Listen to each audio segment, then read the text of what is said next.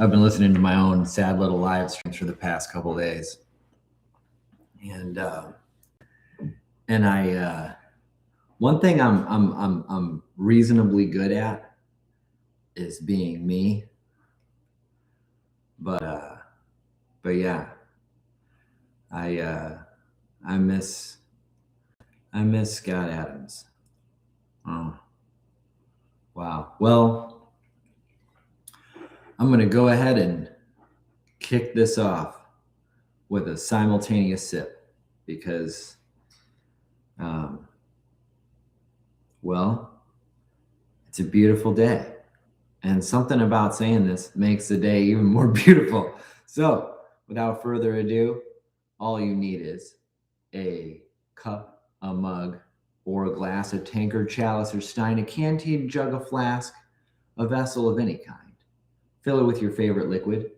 I like coffee. And join me now for the unparalleled pleasure, the dopamine hit of the day, the thing that makes everything better, the simultaneous sip. Let's go.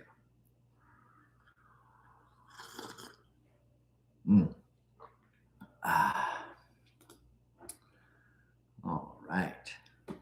Now we're cooking with gas. So one of the things I've been learning about is all the different ways in which there. Now you can see all the crap that I have on my counters over here too. One of the things I've been learning more about are all the ways in which Scott Adams' friends or especially just like his followers, the ways in which they're trying to do a number of things. I'd say one thing would be to think seriously about what it was that Scott left as like a parting suggestion on how to move forward. This idea of paying it forward. I think that's one. I think that's brilliant, and I think that's something that that a lot of people are resonating with because it certainly reflects what he did with his life, and I think that as a strategy, it satisfies a lot of the things that that humans desire. One is to have a sense of purpose and meaning that transcends themselves. That's important. That becomes more and more obvious as we as humans get older. I'm 40, so I guess you could say that 40 is almost like the peak where at 40, like you're not young anymore, at least in terms of years, right? So I think it just becomes more and more obvious that any sort of a life philosophy needs to be something that goes on and makes sense after one dies, and without holding on to some kind of like, oh, but people will remember me forever because of this. And it's like, sure, if people can remember that you did something, that's nice. But I think it's even better if that philosophy, that goal, it doesn't even require that. Paying it forward. This is something Jesus talked about too. Not that I'm going to be sitting around talking about Jesus all the time. I'm not sure. I don't know if I would call myself Christian. Maybe sometimes I think that word makes sense for me. It's kind of like Scott Adams, where it's like, okay, I get that Jesus, wow, but something about virgin births and walking on water and rising from the dead, like those things seem unnecessary to the message. It's not so much a criticism. It's just like, hey, do things that are good with your right hand that your left hand isn't aware of. That's one reference from I think that's from the book of John. And certainly Scott Adams did that a lot with his life. You just heard a lot of people from his close friends and family members that were speaking at his funeral. They were talking about this all the time. Like that's a big part of what moves people is when people do something for them in ways that are pretty obviously not somehow benefiting, just actually doing more benefit to them than you somehow.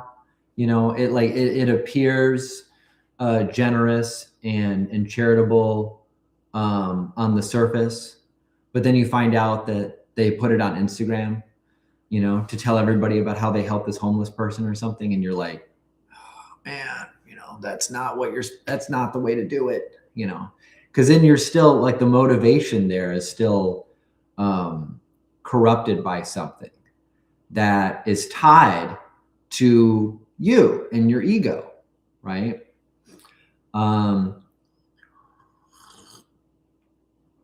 So, Scott was clearly in the camp of, hey, pay it forward. If you have gifts, use them in ways that lift other people up somehow. But there's like there's a lot of variation and variety. Variety is the spice of life, and there are lots of different ways that people can pay it forward. So one gentleman, actually there's a gentleman who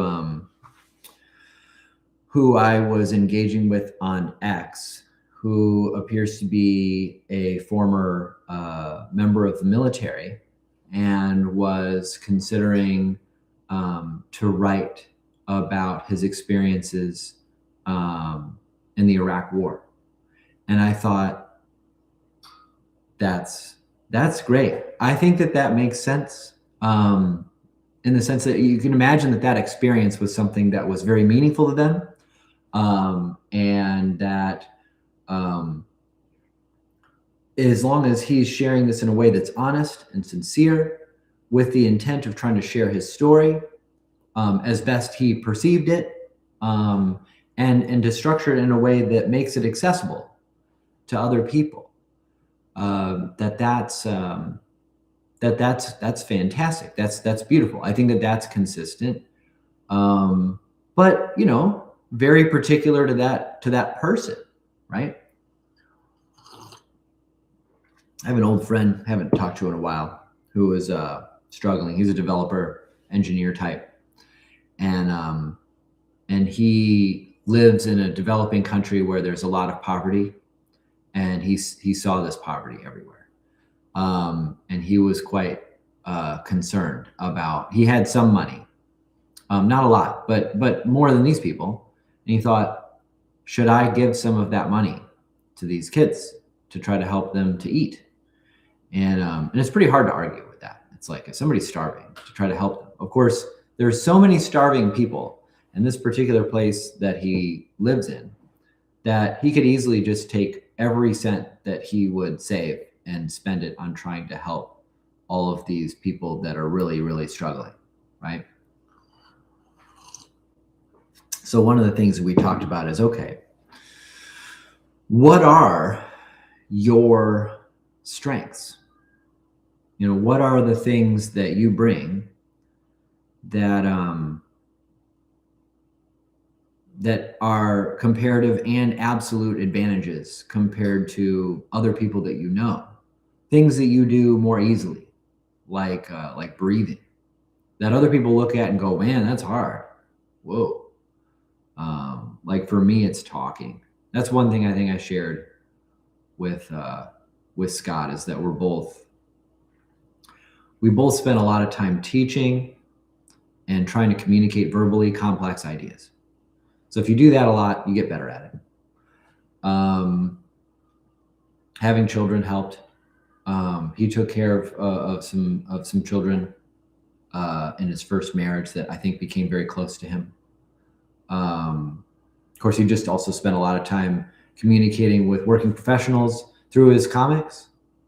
Dilbert, trying to help show the absurdities in some of the broader corporate world, and kind of the lack of meaning and purpose that can sometimes lead to for people. So I think another thing that he got when he was doing these live streams is that he would pay attention to a lot of the comments and things that other people were sharing. So even just participating and group discussions where other people are trying to share their story, a story. For example, this person from the military sharing their experiences in this war in Iraq. Again, I don't know anything about his politics. I don't know what he's going to say. I don't think that that's what's important. What I think is important is the earnestness to be honest and sharing their story, their struggles, especially the struggles, the thoughts and experiences that went along with this journey. That even if you weren't a fan of that war, or maybe you were, maybe you thought it was really important. I don't have strong opinions about a lot of these things. I feel like the world's extremely complicated. So I'm very open to hearing people's thoughts and opinions about things because I don't have very strict, narrow, simple worldviews. It's another thing I don't think Scott did either. I think that's one reason why he was so open-minded. So I think he was encouraging of people to share these stories, but even just helping other people to share their stories, I think that's also extremely valuable. My grandmother was like that. She was kind of my high watermark of like, what would Momo do? Was something that I would tell myself. Momo was the name that's what we called my mother's mother, Momo. What would Momo do? Was a way of thinking about like, well, what was morally right and good to do. And a lot of what she did was she was very good at listening and helping other people to unpack themselves and make sense of themselves and to try to, own their own decisions by helping them think it through while feeling at peace and supported. That's incredible.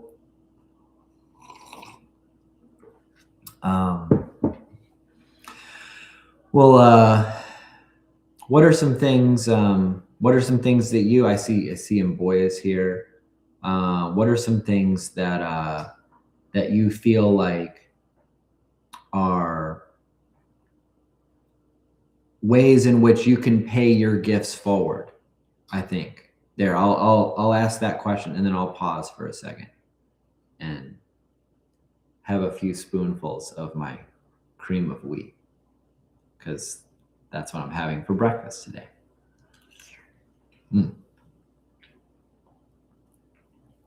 Trying to fit this in my schedule. Still working on it. I didn't get a chance to eat breakfast yet.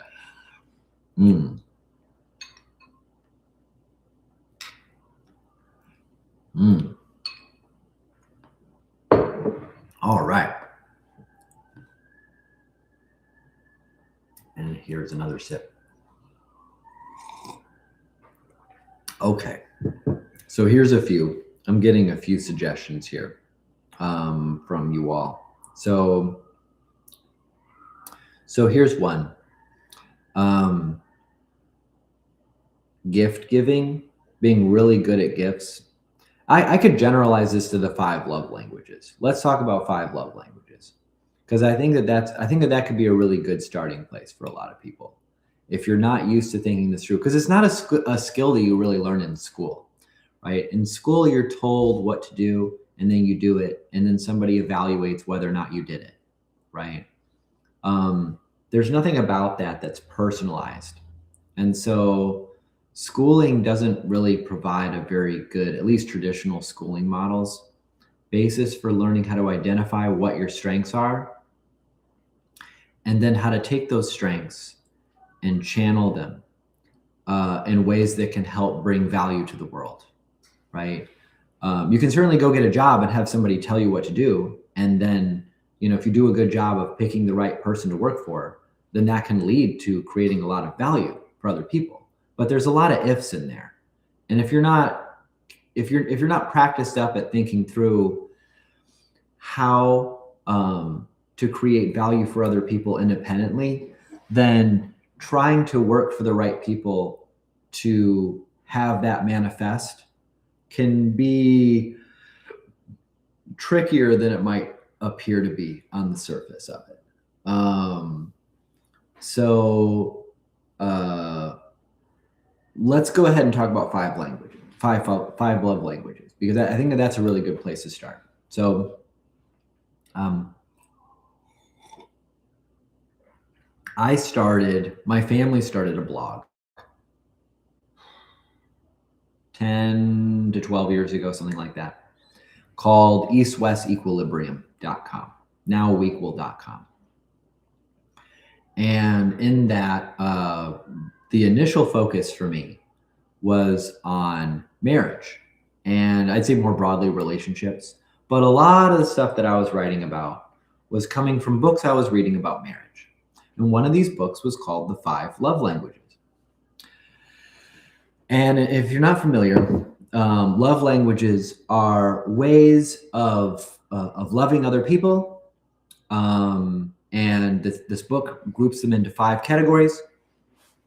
Although I think that these 5 categories are not complete, nor is it like the perfect breakdown. I think that you can think about this more broadly. But like the 5 are, hopefully I don't forget any, words of affirmation.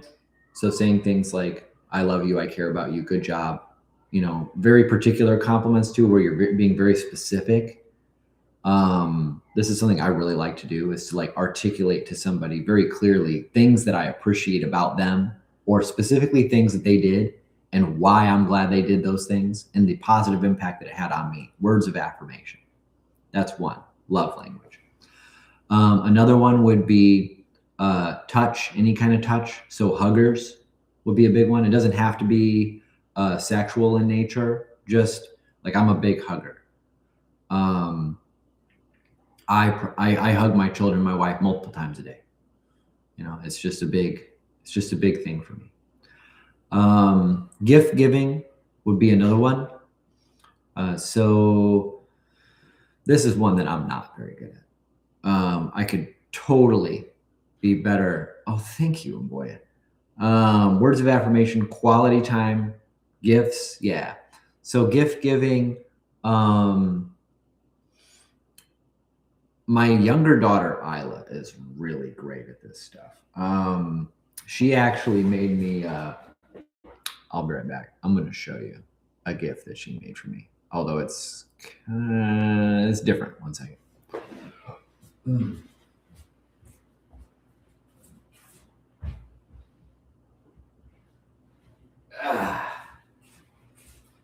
Okay. There, now we're talking. This right here. This is a gift that my daughter Isla made for me, and it's got a pillow inside. It's called Pillow in a Pinch, and I love this thing. I wear this thing every time I go out now. Although I have a few different colors. I have a red one, and I have a yellow one and a brown one, but I mostly wear the pink one now because it's getting close to Valentine's Day.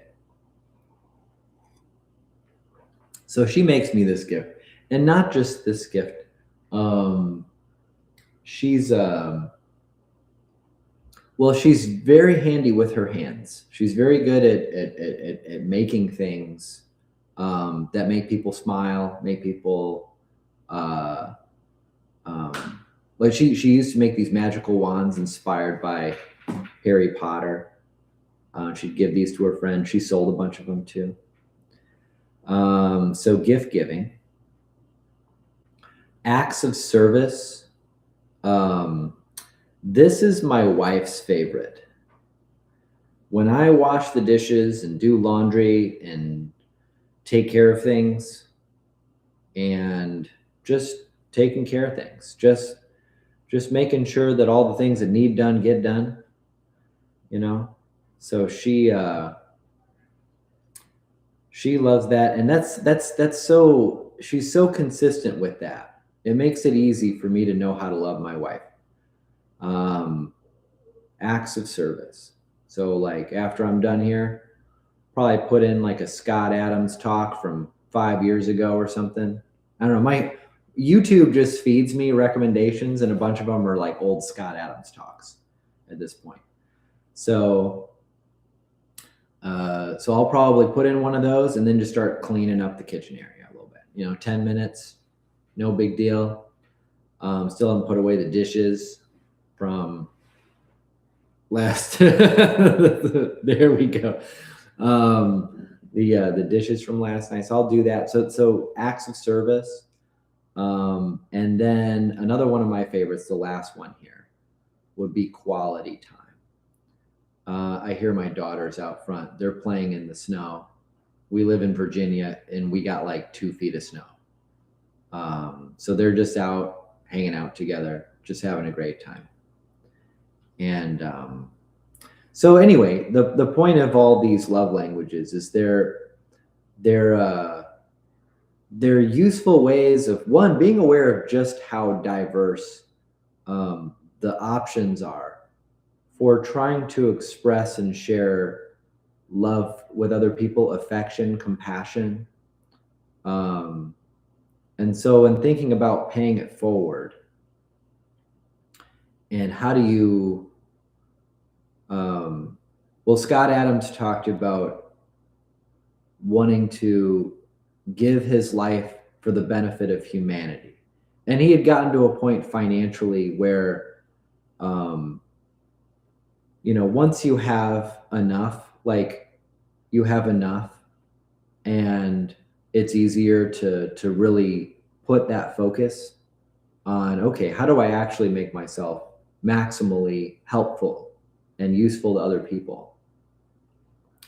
And there are a lot of ways that he went about doing that, but that those strategies are not necessarily the best strategies for everybody. I'd say it's probably, maybe even a minority of people. Like, how many people feel like it's a real strength of theirs to write books or to make comic strips about the struggles of engineers finding meaning and purpose and getting past the office politics and the bullshit of corporate culture. These are things that were coming from him as an individual. And he nailed it. I think that's anybody that listened to that attended his funeral knows that that's the case. Like, wow, he really nailed it. But this gentleman who wants to write some reflections on his service to the United States during the war in Iraq, I think that given that was a big part of his life, that would almost certainly be a big part of my life if I was in active service. I never joined the military. I think that's incredible. My daughters play music.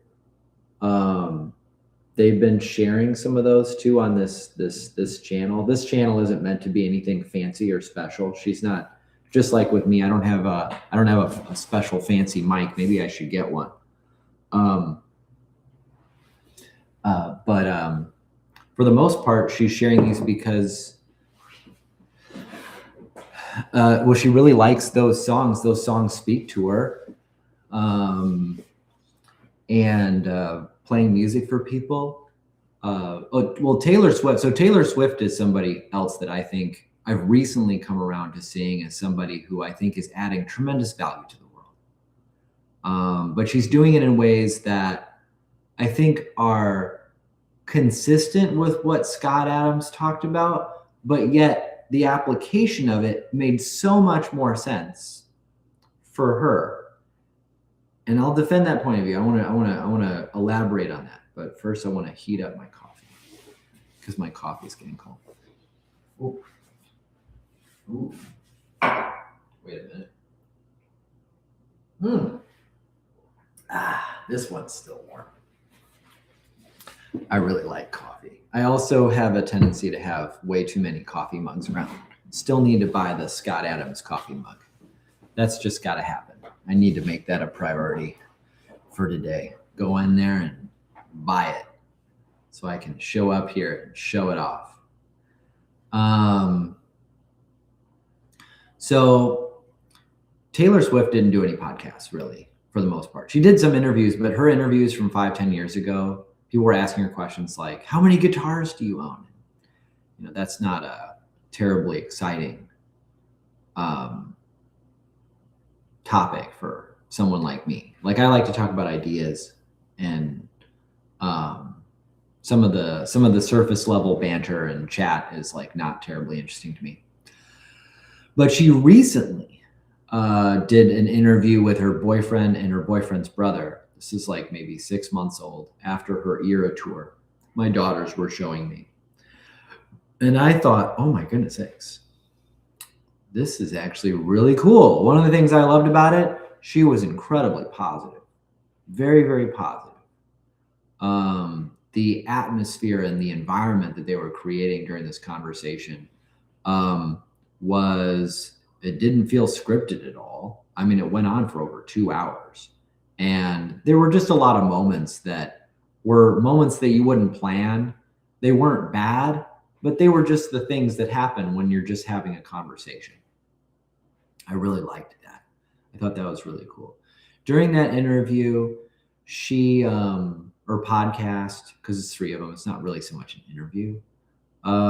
She talked about the era tour and also like her life's mission and her life's work.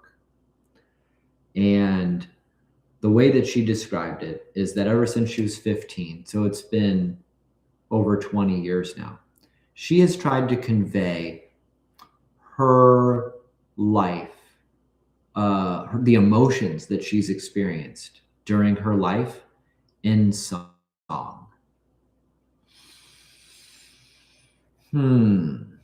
So what does that mean? Well, we all experience emotions, but translating those emotions into words is really hard, really, really hard. That's something that I talked about yesterday. It's something I've been talking to my kids about their whole lives. Like, it's just really tough because these words that we use are so crude. You know, they're models. They're meant to kind of reflect something that is just infinitely deeper. Like the word tree is meant to, you know, this word TREE is meant to encapsulate the concept of trees, but every tree is unique. And every tree, if you take it down to the molecular level, is like infinitely complex, you know, all the way down to the individual atoms and everything. And it's just like constantly growing and changing. It's like, right. So you can do that with reality. You can always dive deeper. We're trying to use these words to convey things that are infinitely deeper than what the word itself is. And then there's music.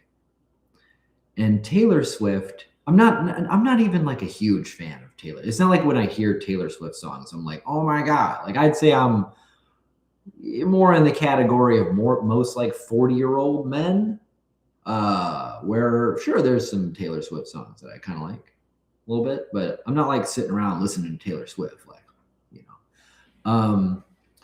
But that's okay. That's, you know, I'm not necessarily her intended audience. She's trying to express her emotional experience. Honestly, I would believe that she is. I mean, I don't think that you become the world's most famous musician by like every metric you can imagine, with this era tour being like the most successful, highest grossing, most attended, like every metric that you could come up with to try to measure this. She's just blowing all the statistics out of the water. I don't think that you can win on every level like that and not have everything going for you. I mean, certainly there's some luck involved, but also the power of being authentic and real and honest. Like, you need that too. Like, you can't be the most successful at something and not have everything going for you for the most part. Like, that's one of my views. That's a high conviction view of mine, right? And I feel that in her music, and you can see the timing of some of her songs. Like, there was this one song that she did that was I'm gonna butcher this horribly, but it goes something like this. It's like, look what you made me do, look what you made me do, look what you made me do, look what you made me do, something like that, right? And she was upset. She was upset when she made this song. And it was in response to She's very good about ignoring negative press and lots of, stupid things people say online. But it was particularly bad. And she channeled this. She felt a lot of, emotions associated with that negative press. And I don't think that she did anything wrong. I think it's just a bunch of people out there just having nothing better to do, right? But poke fun at somebody who's trying to actually share themselves with the world.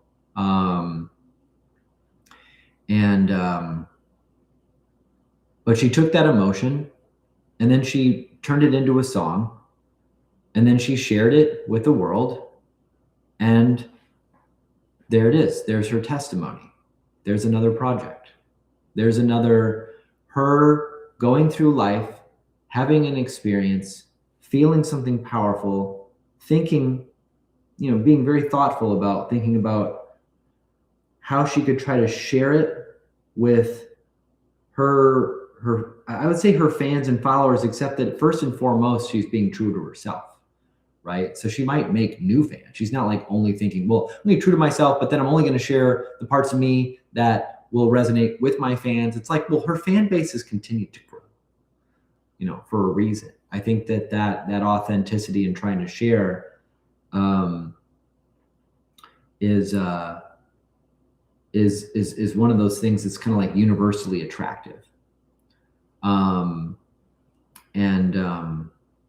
So only more recently did she start kind of moving into another medium more akin to what Scott did, which was the medium that actually I prefer, or not prefer. It's one of the things that I like to do. I did a bunch of live streams before, although I did do those with my kids before. This would be the first time that I'm really doing it on my own.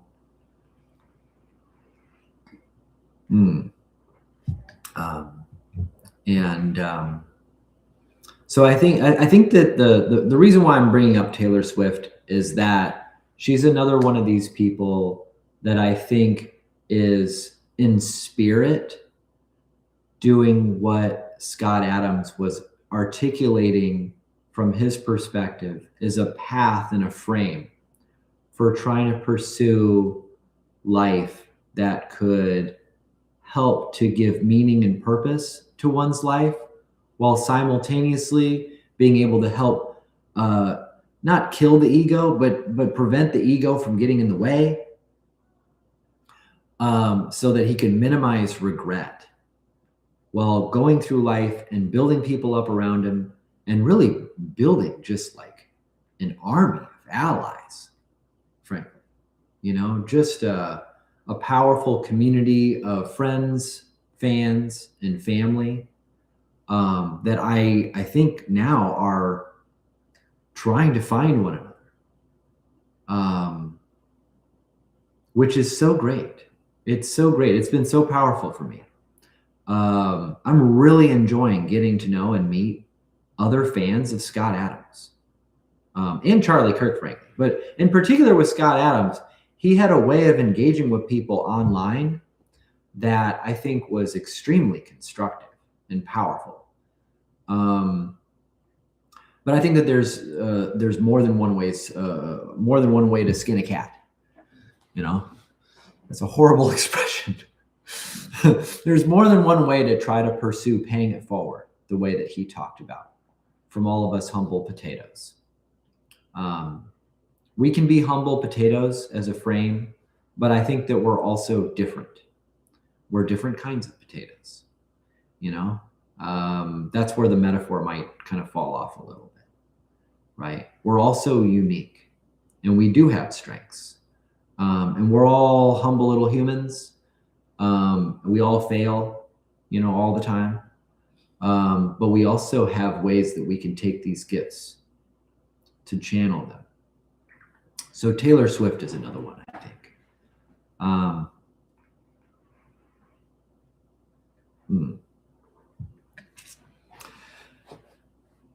Let's see. On the same vein, I think another way of thinking about ways to pay it forward would be to help people that are trying to overcome the thing that you just overcame yourself. That's another really useful model, I think. I've certainly used that a lot. So you think, okay, what are you trying to deal with now? What is the big struggle holding you back today? Okay, that one's probably more prevalent on your mind. But what was the struggle that was holding you back and that you've managed to overcome in the past few years, per se? And what would you go back and tell yourself to try to help you navigate out of that? Then go find those people and say, hey, I overcame this struggle. Here's how I did it. And in Scott Adams fashion, he'd say, oh, this is not advice, because maybe the way I did it won't work for you, right? But you can try it on like a piece of clothing and see if it fits. Right? I think that that's a good way to go. So another example for me would be alcohol. I stopped drinking 14 months ago. It was the Black Friday after Thanksgiving, 2 Thanksgivings ago. So it was like 14 months ago. And I don't really have a desire to drink anymore. I do occasionally use marijuana products, either gummies or just smoking it. But I'm kind of in Dave Chappelle's camp in the sense that I kind of think like, in terms of the strength and power of a drug, weed's pretty low on that totem pole. I think there's a broader trend of people that are drinking less over time, while like marijuana usage is starting to go up. I need to get my little whiteboard situation here, so I don't need to keep trying to do things with my hands. But like one of the things that I was thinking about doing is writing and sharing and trying to provide some insight into what it was that I went through that allowed me to kind of move past even really thinking about drinking. I'd say I'm really excited about having a subconscious that sends emotions to me that are not distorted at all. Getting to know myself has been easier without alcohol. I saw a Mark Manson video from a few days ago where he was talking about how he was considering drinking again after not drinking for the past few years. And I was thinking to myself, like, man, as soon as he put out that video, even though he hasn't started drinking again yet, thousands of people that watched that video, because like lots of people have seen that video, probably just started drinking again just because he said that he might. Like a lot of people are struggling with trying to not drink alcohol, and there are so many reasons to not drink alcohol. As far as drugs go, like it's there are things that alcohol does to the human brain that really do make it hard for us to grow what I would call, like, I don't know, alignment between the conscious and the subconscious. That terminology may sound very different than the way that Scott Adams put it, but it's actually not. When he did the Tim Ferriss talk 10 years ago, and over again, when he would talk about his affirmations, a lot of that was about building conscious, subconscious alignment, where he would consciously say what it was that he wanted and do so in ways that were so consistent over time that his subconscious was learning how to filter reality to actually guide him towards achieving what he wanted. There, that was it, right? And alcohol really messes with that. I'd say a lot of drugs in general do that. I haven't noticed marijuana actually having a negative impact on that. If anything, marijuana certainly makes me hungry, makes me tired, and I'll have ideas that I'll have more ideas than usual, and I have lots of ideas. And I will need to wait until the next day before I can really evaluate how good an idea was, because ideas seem better when you're high. But other than that, I haven't noticed much on the negative side, whereas with alcohol, definitely so. So this is something, it's another example of how one, I think, can pay it forward, is to think about what's something that you've overcome recently, past few years. And then think, well, what would you go back and tell yourself to help, maybe not as advice, but as an honest reflection on what happened. What did you experience? What did you go through? What was the struggle? How are you framing it? Did you change your frame? Did you get advice from somebody? Did you go to a new place? Did you try something new? Was there a new strategy? How long was the struggle? What were you feeling during those struggles? What were all the hypotheses that you had about what you thought was in your way? Was the frame wrong? Was the goal wrong? Were there people in your life that were guiding you in the wrong direction? Did you not have any people to share it with? There's a lot that is behind, I think, just behind the words that we will often say about what we're really thinking and feeling. The nature of that struggle. And if everybody in the world did that, then that would be great. But I think that oftentimes people don't know how. I think that's one of the biggest. People don't know how, and also people are afraid to do that. I think that that's one thing I've also learned over the past few years, is that a lot of people really struggle with just being honest and open about their own experiences, because they're worried about being judged, and they're worried there's something wrong with them, and other people are going to find out. And then if they see a comment that reflects that, then they think, oh my God, it's true. I'm a bad person. I suck. And, nobody's going to remember me. My life has no meaning. And those are so universally kind of felt by so many people that it's like, just being aware of that, I think, is part of the solution. Just being aware that if you feel that way sometimes, if you think that way sometimes, then that means you're a human. That's what that means. There's nothing wrong with you. It means your brain's working. It can work way better when you're not overcome by a lot of that.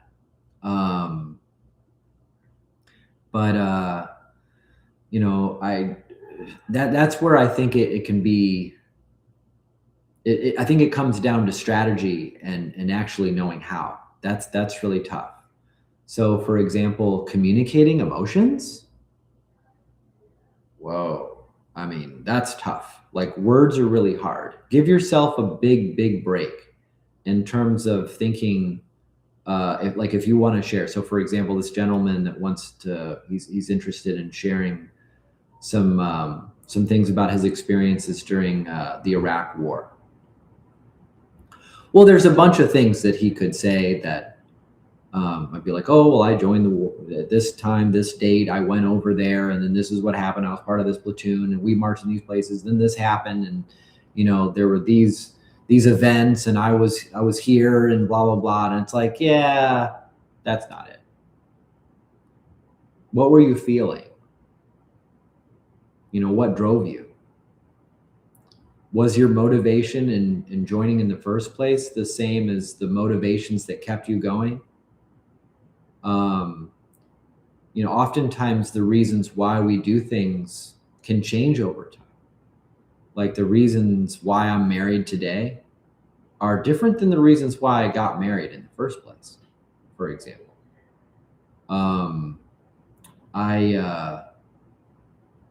Like, one reason why I'm married today, a big reason I wasn't thinking about. When I first got married, I met a woman that I felt like was making me a better person.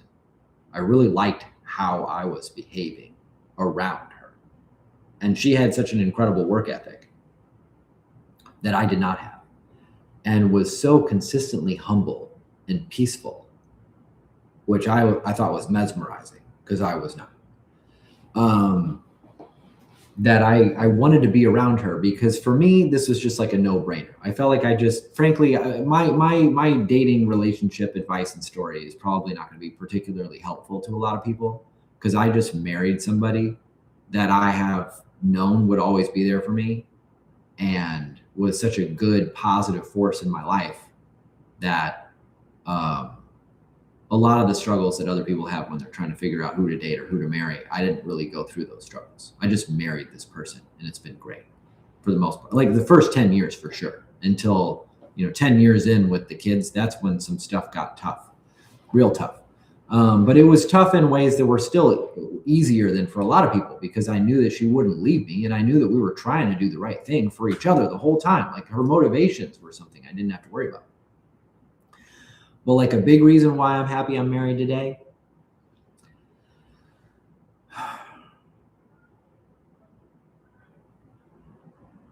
triangulating truth. When I have thoughts or feelings or worries or hopes, dreams, aspirations, or goals, or I'm trying to understand why did this happen? What should we do? Where should we go? How do I make sense of this? I can talk to her about this, and I know she's going to be honest with me. And I know that she's going to be thoughtful about it. And just like with my daughters too, frankly, like we're really good at challenging each other, not just, we don't just tell the other person that, oh yeah, well, of course, you're right, I agree with you. Sorry. But to be willing to have conversations, knowing that it's really hard to know what's true. It's really hard to know what's good, right, and true. Like it's very, very easy for we conscious social mammals to mistake our imagined models of what's happening in reality for reality. What we imagine is not reality, and being able to communicate in words, it's never going to be perfect. It's never going to be like capital T truth. It's going to be our own simplified mental model. Jordan Peterson would call this like the story or the narrative, the myth, these are models. If you know anything about models, all models are wrong. Some are useful. Also, garbage in, garbage out. This is why Elon's like paying people to try to like write longer form content on X. It's so full of tweets and its historical data that it's hard to get Grok to have much of a competitive advantage if like most of its training data is like 140 characters or less. So that's been absolutely amazing, frankly. Like I'm so glad I'm married. I'm really, really glad I'm married, because I have another human that loves me, that I love, that I can talk to all the time, multiple times a day, to try to make sense of things. Because it's so easy for one person acting alone, especially if they don't have people they can talk to at all, to just believe absolutely crazy things, So yeah, that's a challenge, to walk people through that. That's part of sharing a story. So if you're going to try to pay it forward by sharing a story about your life, I think that's one of the greatest ways one can try to do this, is to honestly share stories. I was just giving an example with my marriage. Like I got married for this reason, but now I'm married for this reason. And like, that's part of what's interesting to people, I think, is the change in goals that we can have, and how those goals don't necessarily change, but they can like grow and evolve. Hopefully they don't just completely change, because that can be disorienting, right? Our perceptions are very much driven by our goals. That's something that Scott Adams talked a lot with Peterson about, and they're both agreeing on this. That was in the Peterson talk with Scott like 6 months ago. Although frankly, this comes up a lot, right? That's where affirmations come in. You want to like thinking through like all the powerful things that Scott Adams talked about. Oh my goodness. The degree to which like why affirmations work, I feel like he was still kind of wrestling with some of that. Like I think one of his theories on this was like, well, maybe I'm in a simulation and I am actually, the real me is outside of me, listening to me, give input to me, so that I, meaning the me running the simulation, can then help me to get what I want. And after I die, I'll wake up in a gamer chair and I'll look over and I'll be like, oh, look, it's my clone. Like he didn't say the clone part, but he was kind of indicating, that he wasn't really sure why these affirmations worked.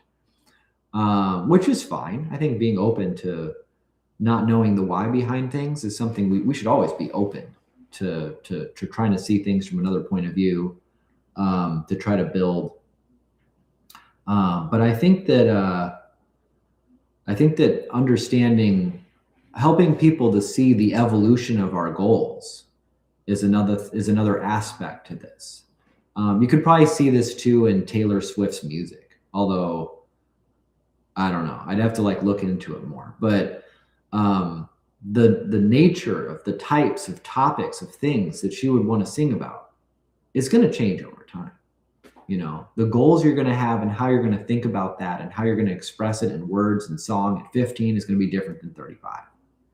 You know, and it makes sense that that humans listening to what somebody's sharing honestly and sincerely about what they're doing with their life, what are they trying to achieve, how are they framing it, that's going to resonate with different people that are at different states, in different frames with different goals. So maybe there's a reason why I'm a little bit more interested in Taylor Swift now that she's a bit older and she has interests that are perhaps kind of more closely, maybe a little bit more interesting to me. I mean, so she's very serious about this boyfriend, for example, and I'm much more interested in talking about relationships that are committed relationships. I'm not terribly interested in, you know, listening to people sing songs and talk about all the people that they're dating. It just seems like kind of all over the place. And, you know, it's not that I'm against it. I just have a hard time focusing and being interested in it, you know. And that's natural. You know, you want to find the people that the people that are ideal for accepting your gifts, is not going to be everybody. Maybe that's a good place to touch on before wrapping up for today. So, you know, there's 8.3 billion people in the world, maybe 8.4, maybe 8.5. I don't know. I haven't checked real recently, but you don't need everybody to like you.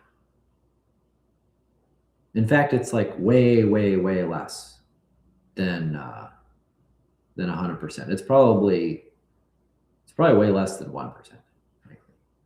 Like if you want to do well for yourself in this day and age, find 1,000 people willing to pay you $100 a year. You know, that's something that changed. That's something that changed so fast that, you know, our entire education system and the institutions of our society and, you know, the paths to success that our parents and grandparents took, that a lot of that has become much more complicated, but was fundamentally changed by technology. If you decide to take Scott Adams up on this pay it forward idea and think seriously about your strengths and interests and passions, what is it that you do more easily than other people, where it's closer to breathing for you, but other people see it as work, that you're very clearly adding value to other people in a way that helps you feel like, hey, I'm doing something with my life. I'm helping. And it may look very different. In fact, it should look different. The more different it looks from other people in some ways, that's a good sign. Peter Thiel talks a lot about this. Avoid competition. You know, Scott Adams was not competing when he was hopping on live streams on YouTube with his cabinets in the background and, you know, no script, just a few notes, you know, with his papers. Hello, everybody. You know, he was just trying to be honest and open, and sincere in telling the world who he was and what he thought was important, what he thought was real versus fake. and a lot of people didn't like him because of things that he said. I went through periods where I thought, because I was very anti-Trump for a long time, and I guess you'd call it Trump derangement syndrome. I had some of that. I wouldn't say I'm like a huge fan of Donald Trump, but I don't have all that negativity the way that I used to. And Scott Adams definitely helped me with that. But a lot of people didn't really even appreciate the structure of his content. Maybe their attention spans were too short. Maybe they weren't in a place emotionally where they really felt curiosity and openness to some of the ideas that he talked about, because maybe they just weren't ready.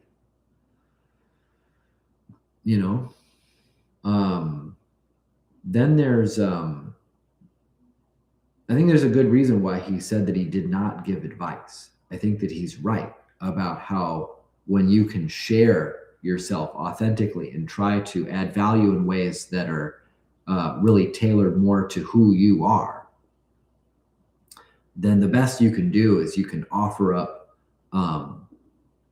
solutions and ideas that people can try on like a piece of clothing to see if it fits.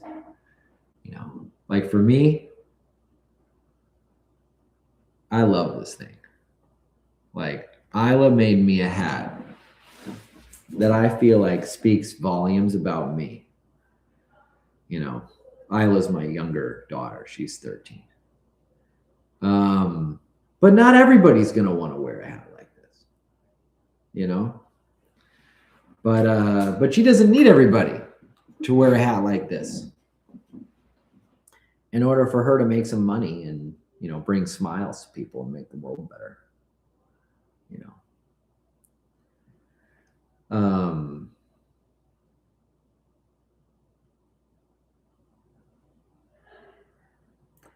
yeah. So to pay it forward, just be ready to have a lot of people ignore you. Be ready to have the people that you would most want to appreciate you, like your friends and family. A lot of them are going to be some of the slowest to really understand and appreciate who you are and what you're trying to do when you let go of the handcuffs in life that are preventing you from really leveraging who you are as a human being. Because they're the ones that saw you grow up. They're the ones that saw you as a young person that,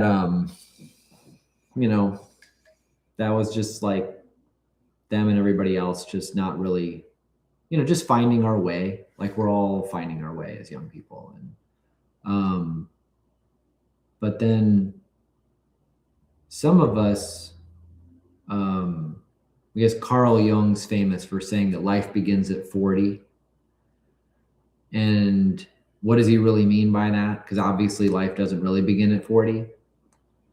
Part of it is that the emotional anxiety around worrying about what other people might think of you starts to go down. Kind of like the gravity of a lot of the emotions that people feel when they're teenagers. Oh my God, being a teenager is so challenging because your emotional magnitude of what you can feel and even the diversity of what you feel just ramps up so fast. It's really, really hard to be a teenager. But yeah, friends, family, the people that saw you grow up, and all the mistakes that we made, and we all make silly mistakes when we're young people, sometimes really sad, tragic, stupid, dangerous mistakes. I mean, real mistakes, but that's part of life. And to be able to look back at all that and say, you know what, I'm going to reinvent myself anew, and I'm going to put my best foot forward anyway. And I'm not going to worry about what everybody else has to say, because you don't need to worry about that. That's what changed. That's what changed in one generation, thanks to the internet, in big part, frankly. That if you put yourself out there and you're honest and sincere, and you're really trying to create value for other people in a way that's real, meaning that you know who it is and they're responding back to you and saying, thank you. This is great. You helped me. Just a few people. Find a few. And then make them happier. And then as you do, those people will tell other people about you. And you'll never have to spend any money marketing anything. And you'll find who you are at the same time that you find the other people in this world that you can lift up. And that's a huge change from the past, because it used to be that we lived in these small towns. People were born, lived, and died within 20 miles of the same place. Throughout basically all of human history. I mean, hunter-gatherers moved around, but we moved around in little tribes. If you met somebody new, it's because somebody you knew had a baby or somebody was attacking you, for the most part, you know? And so in that kind of a world, which was all of human history until like the past 20, 30 years, you had to care deeply about not upsetting or even raising eyebrows of the people that were in your immediate vicinity. You know, your family, your friends, the people that you grew up around, that was your insurance market, your credit market, your social network. That was your Wikipedia, your Google. That was your everything. Like, this is how you kept yourself sane, by knowing if what you were believing about reality was true, or whether or not you would just manage to fool yourself, which we all do sometimes, especially if we're alone and we feel disconnected. But that's not the way life is anymore. Now, you don't really need to worry about all the people that are negative, all the people that don't like you, all the people that don't understand you, all the people that are the naysayers, you know, all the FUD, fear, uncertainty, and doubt. Those people don't matter anymore. I'm not saying that they don't matter in a broad sense. I mean that those people shouldn't really matter all that much to you, because those aren't the people that you're best positioned to help. The people that are best positioned to help you, that you're best positioned to help, those are going to be people that like the crappy version of whatever you do to try to make the world better. They're going to appreciate the minimum viable project. And that's good, because you don't want to, you know, Scott, one of the things that he did when he was trying to get off the ground with his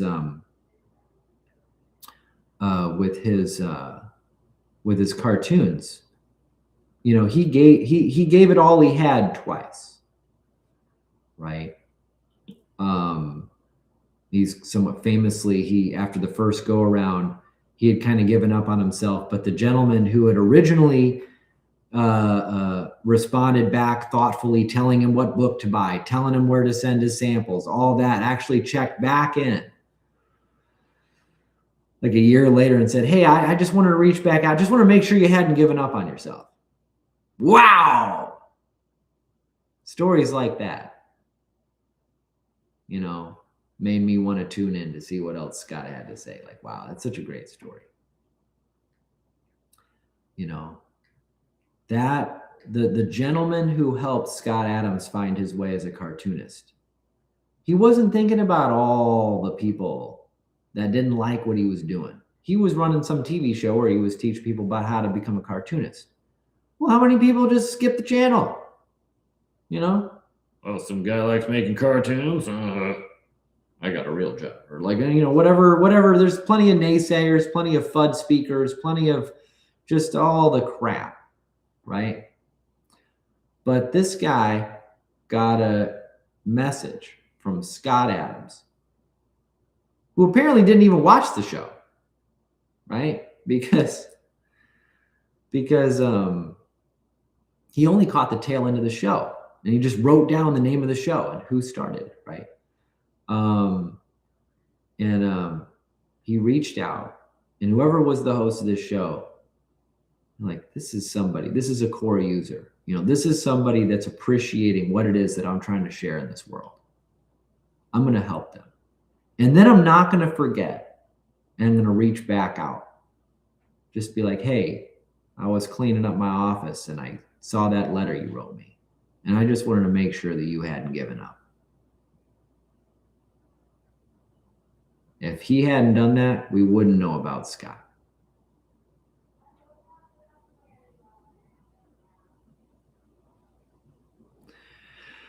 So don't worry about all the people that won't appreciate what you're doing.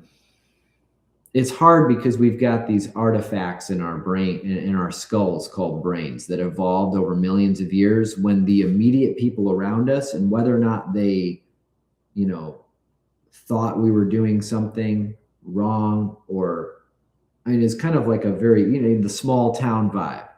Everybody knows you. And if you do something silly or stupid, they're all going to make fun of you forever and never let it down. That helped with things like social cohesion. That helped with survival. That helped us to get to where we are today.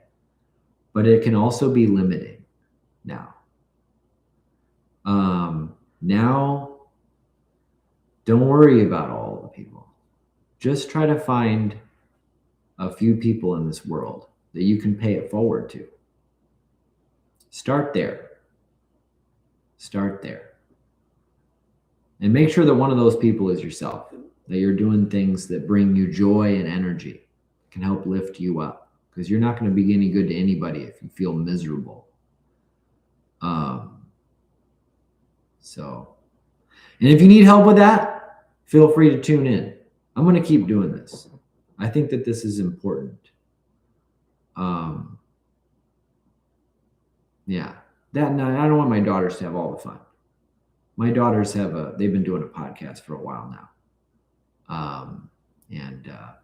They like tuning in to see what their dad's doing sometimes too, which is kind of neat. Maybe there's some of my core people too. All right. Until tomorrow, take care, simultaneous sippers. And to you, Scott Adams, thank you so much for your example to paying it forward.